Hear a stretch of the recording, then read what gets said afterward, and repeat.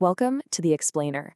Today we're unpacking a truly wild, youth-led movement that blew up in recent history. I want you to picture the scene. It's July 2026. We're looking at Delhi's historic Jantar Mantar. And literally thousands upon thousands of students are gathered there, and they aren't there for a concert or a festival. They've shown up with a unified, singular demand for justice, accountability, and real education reform. What started as just, whispers of frustration eventually culminated in an absolutely massive physical demonstration that completely shook India's political landscape. Okay, let's dive into this, because the origin of this movement is truly unique. I mean, how does a seemingly random insult about a bug spark a national political movement? Today we're going to trace how simple online satire transformed, almost overnight really, into the massive physical protest known as the Cockroach Janta Party, or CJP. It's honestly a masterclass in how modern political identity is formed in the digital age. So here's our roadmap for today. First, we'll look at the birth of the Cockroach Party, then head to ground zero at Jantar Mantar. Third, we'll cover the clashes and a hunger strike, followed by how the government responds. Then we'll check out the two sides of the story and wrap up with a lasting political impact.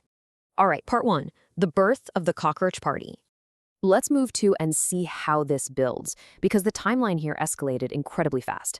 The main catalyst was repeated allegations of question paper leaks for major entrance exams. Look at how this unfolds. In month one, students see years of exhausting, rigorous prep just totally undermined by leaks. By month two, that palpable frustration turns into online satire and memes. Then, month three, we get our inciting incident, a derogatory comment from a senior official. And boom, almost instantly after that, by month four, this jumps from the digital world straight into reality with a mass gathering. Now, that inciting incident is exactly where the name comes from. And it's just a brilliant example of political branding. A senior official reportedly described unemployed youth using the term cockroach. But rather than letting that insult get them down, the students did something remarkable. They reclaimed it. I mean, think about it. A cockroach is famous for being incredibly hard to kill and able to survive anything. So they took this insult and transformed it into a powerful, unifying political identity, the Cockroach Janta Party. They literally took a slur and turned it into their armor. Which brings us to part two, Ground Zero, Jantar Mantar. When students from all corners of India converged on Jantar Mantar, which has this long established history as the premier venue for democratic protests, they didn't just show up to yell. They were highly organized. So the crucial point is their exact foundational demands. They wanted transparent examinations, first and foremost. They demanded strict accountability for the paper leaks that ruined their hard work. They wanted broader action against systemic corruption. And as the movement grew, those demands naturally expanded into a huge call for better overall employment opportunities for India's youth. But here's the thing. You really can't sustain a protest of this size without some serious logistics. Behind the scenes, thousands of volunteers stepped up to the plate. They were organizing food, clean drinking water, and essential medical aid to keep everyone safe. And since mainstream media coverage was kind of limited at first, social media became the absolute lifeline of the movement. It was how organizers bypassed traditional channels, shared real-time updates, and kept a continuous flow of new supporters coming in. Moving on to part three, clashes and a hunger strike.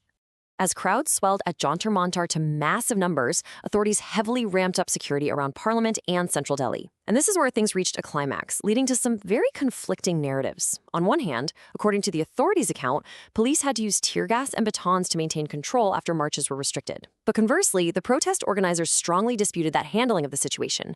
They offered a very different account of how and exactly why those physical confrontations escalated. Right in the middle of this incredibly tense atmosphere, a major catalyst was thrown into the mix. The prominent activist Sonam Wangchuk actually arrived and joined the movement, kicking off a hunger strike. His demands perfectly echoed what the students were saying: education reforms and strict accountability.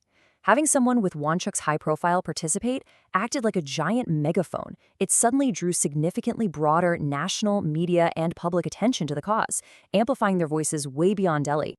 That takes us to part four, the government response. With national attention totally fixated on the protests and unyielding public pressure mounting every single day, the state had to react.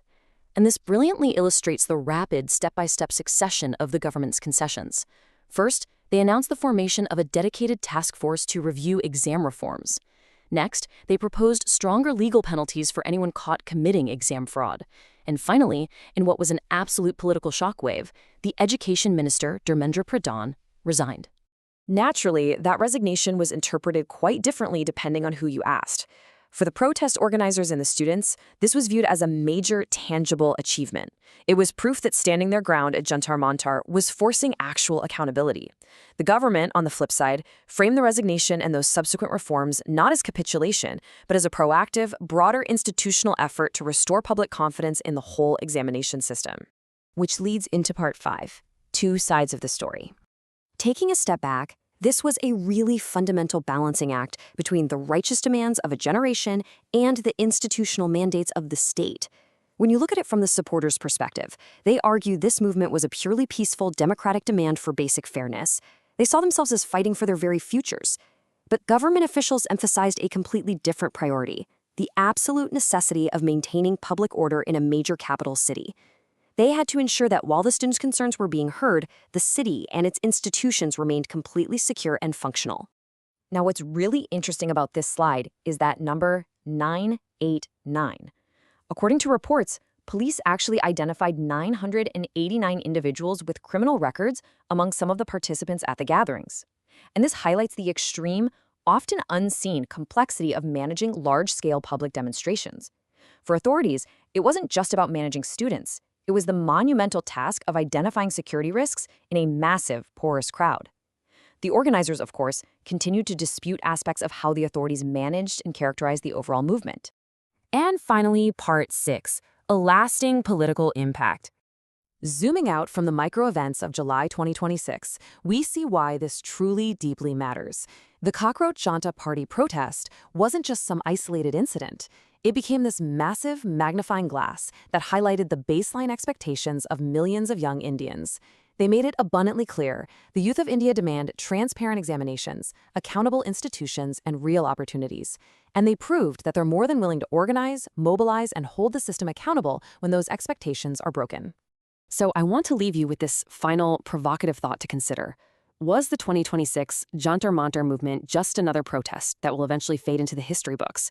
Or was it a fundamental turning point for India's youth? Because as these new exam reforms actually roll out, and as future elections unfold with millions of these very students heading to the ballot box, the true long-term political impact of the Cockroach Janta Party is a story that's definitely still being written. Thank you so much for joining me on this explainer, and keep questioning the world around you.